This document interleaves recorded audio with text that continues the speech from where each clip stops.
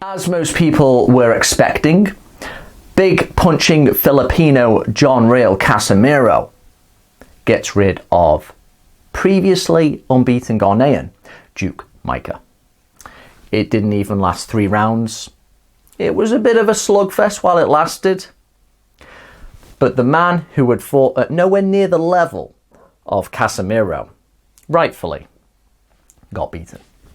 When they came together and they started to trade though, what was apparent to me was that Micah's foundation did not look right.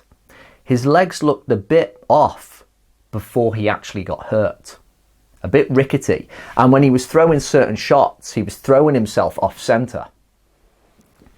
By contrast, Casimero, with the thicker, stronger legs, with his wide stance, looked much better poised before he started unleashing with his haymakers. He was looking for a nice right hook to the body, which in the second round really dug into Micah. A left hook followed, and he was quickly on the canvas.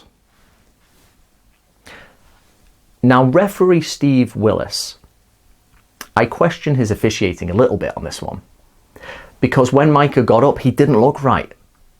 It looked like his bottom half had short-circuited a little bit. He did not look well. And there was still the majority of the round to go, and Casimero just put it on him. Probably being a little bit reckless by his own standards, because he knows he was the much more powerful man, because he wanted to impress. He was throwing some crazy uppercuts. At one point, he almost jumped into one, like Ryu or Ken out of Street Fighter. And then shortly after the fight was called off early in the third, he drops down and starts giving us one-arm push-ups. Now, Casimero's kind of bad boy image, his brashness, it might not be to everyone's tastes. But I think it's good. At 118 pounds, which naturally doesn't get a lot of light shone on it, we need characters. And he still, of course, wants that fight against the monster, Naoya, Inoue. I think that really good unification at bantamweight will happen next year around spring, just like it was supposed to happen earlier this year in April. It's a really intriguing fight, and I think now, with Casimero having been on an American pay-per-view, I think for the first time ever in his career, more people are going to know about him. So when the fight with Inoue probably does happen in the future, it'll have a little bit more of a buzz about it, as it should do, because these guys are massive punchers.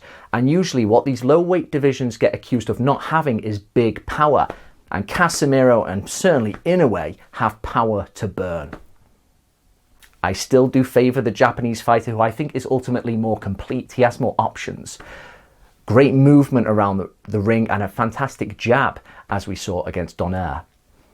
But Casimero brings it, and he won't be afraid when he gets in there.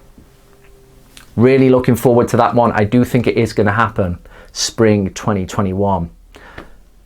But I'm not so sure how Inoue feels about Casimero calling him a motherfucker.